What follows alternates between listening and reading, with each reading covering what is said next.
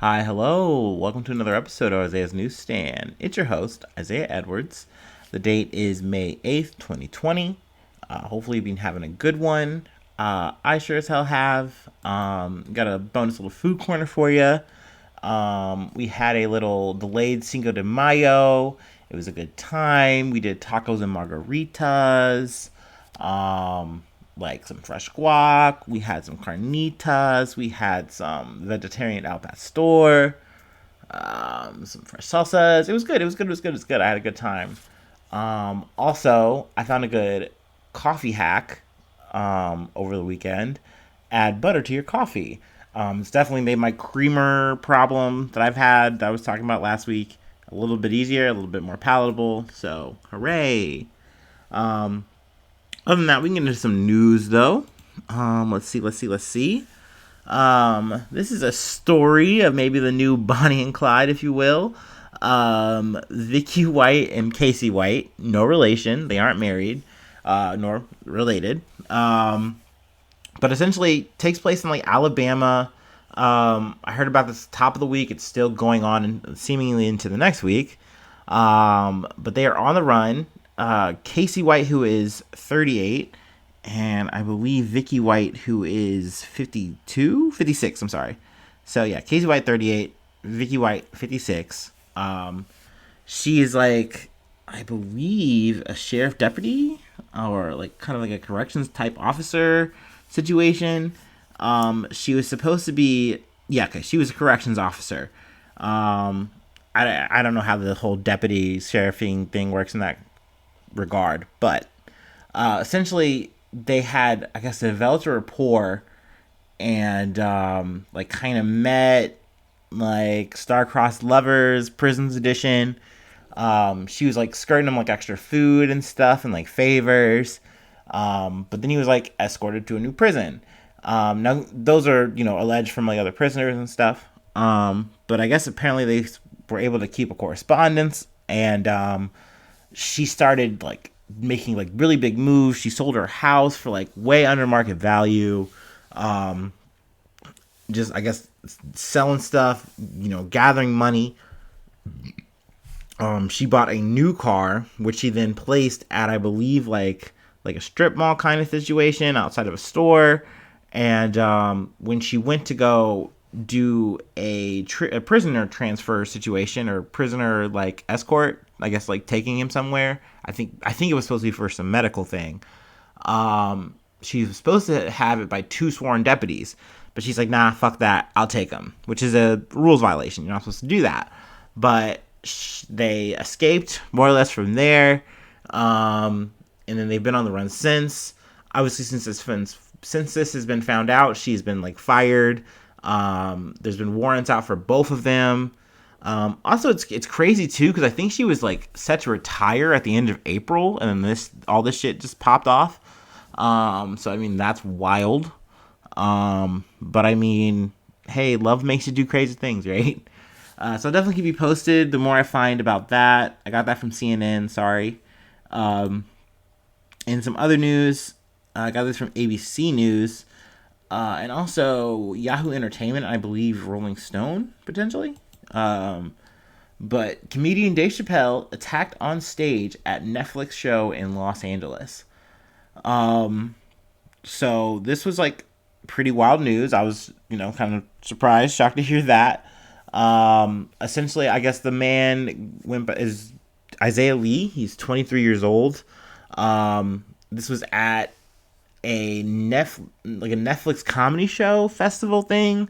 It was called Netflix is a Joke Fest. It was in between, like Dave Chappelle was like introducing like a rap group or something like that.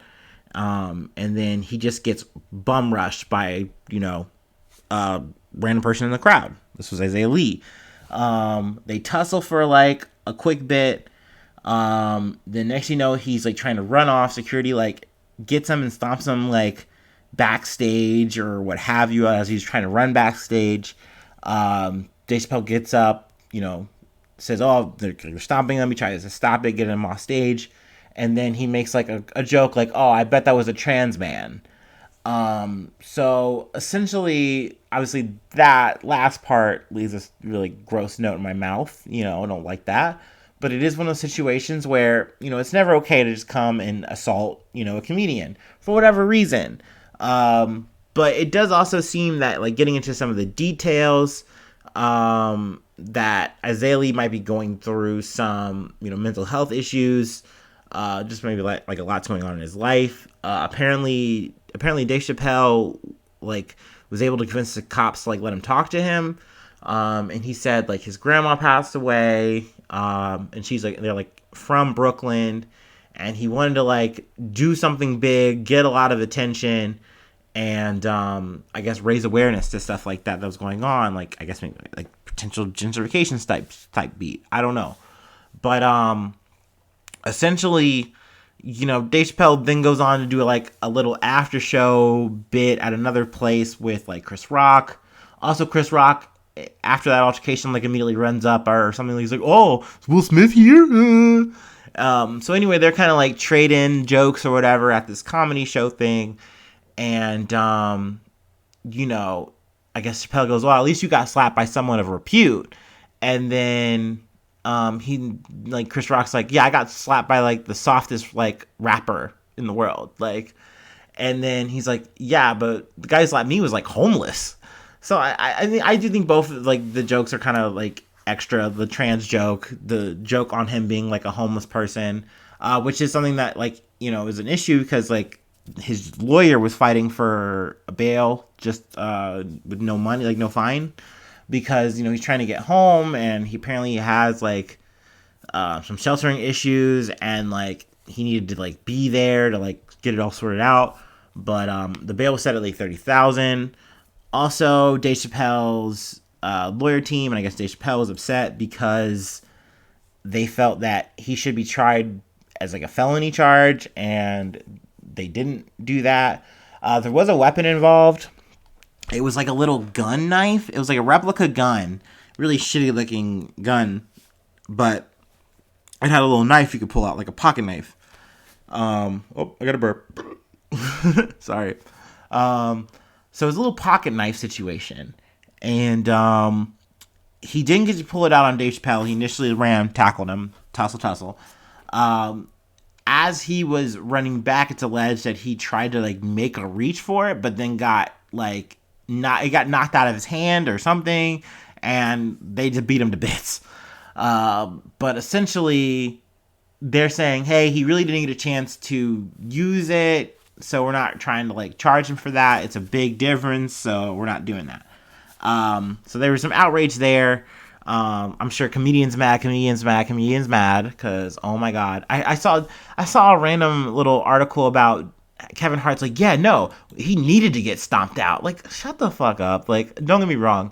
It's you should never go and attack anyone on stage. Like, that should be a safe place. It doesn't matter whether you like what the person's saying or not. Whatever the reason you want to go up there should be never a Pantera situation, if you will. No one should be getting hurt, killed, whatever on stage, period. But like, I don't know. People act like, oh, there should be like capital violence if you make this offense. Like, yeah, you deserve to get like curb stomped. Like, it's ridiculous. Like, shut up. You're like 5'4", bro. We can move on now. I'm getting a little testy. I don't know. Let's see. ABC News. Jen Psaki leaving White House. Biden names first openly first black openly gay press secretary to replace her. So this is like big news. Biden doing the black thing, Jack. But when you have like a press secretary change, I feel like that's like interesting to talk about, especially when it is someone who is a diverse pick, if I say so myself. So, and I will. But and also, I don't know if it's been noted or not, but I'm a Jen Psaki fan. It's one of the weird Blue Hog things about me. I'm like, oh, okay, I like her. And I also like the new pick as well, the deputy, Karine Jean-Pierre. She's very qualified for the job. She served under the Obama-Biden administration, and she's just kind of worked her way up into where she is now. Also, I believe her partner is a CNN reporter. That might be potentially an issue that people talk about or what have you. I think I've heard that on like some random other like articles, but still very interesting, historic. Apparently, there was another pick or another person who has done the job during the HW administration. If I can find the name on here, might have gone too far. Judy Smith. She was like the first black woman to address journalists in the press briefing room. But she didn't have the official title when she did that. I guess she got it after or something. So, Jean-Pierre is getting like dibs here. So flowers there, cool there. Also in some like local state news for Ohioans, us corn cobs over here. Let's see. J.D. Vance wins Ohio GOP Senate primary. Will face Tim Ryan in November. Now, J.D. Vance, I'm personally not a fan of. But honestly, if you look at all of the Republican candidates for the job, they're all trash. Not fun. So I did want to kind of talk about the primary a little bit. It was kind of going on in the news cycle a little bit, some of the podcasts I listened to. But yeah, J.D. Vance is kind of a character, if you will. He was a venture capitalist, is a venture capitalist, turned author. He made a book called The Hillbilly Elegy. Apparently, like, it's about his, like, Middletown, Ohio story from, like, rags to riches and all the drugs and craziness along the way. I don't fucking know. But he kind of uses, apparently, like, it might have gotten turned into a movie by, like, Ron Howard, Opie from Andy Griffin Show. But yeah, so I mean, he flipped it into some big deal stuff, but it's a weird kind of 180 because essentially he was the kind of Republican-esque guy who was supposed to be moderate-ish, and he's supposed to be quote-unquote sensible and be like, oh yeah, when Trump was like peaking in 2016, yeah, dude's an idiot. Like, nah, he's dumb. Like, he's gonna lead the country into a bunch of bullshit, which he did. But essentially, the story of J.D. Vance is a story of a lot of Republican politicians right now who have really had to do a Lord of the Flies style campaign where you're flirting with Donald Trump either directly in Mar-a-Lago, like coming to his office, fighting, sparring off with like other politicians for, an endorsement he may or may not give you. Or you're making weird campaigns to get you on Fox News or blow up on the internet and get his attention. And if he gives you the nod, that's like the Midas touch right now. And J.D. Vance really proved it. Apparently Donald Trump has been very tactical in the places that he kind of lost and like didn't back him on the stop the steal bullshit. So he's been really trying to like reinforce that shit and like come back in a big way potentially.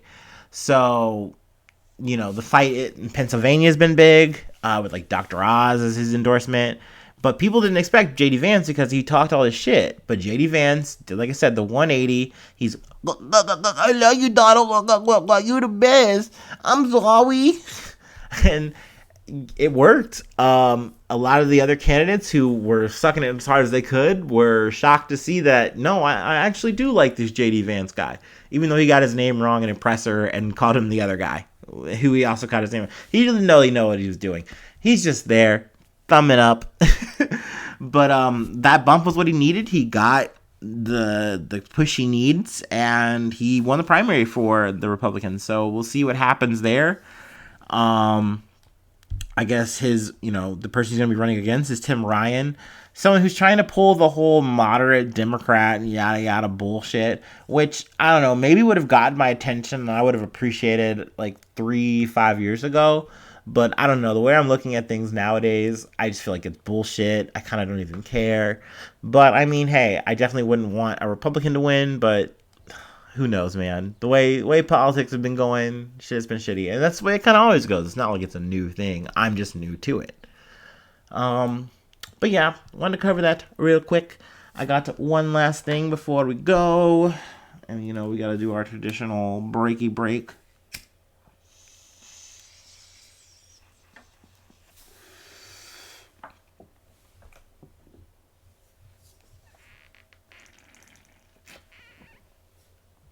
Oh, yeah.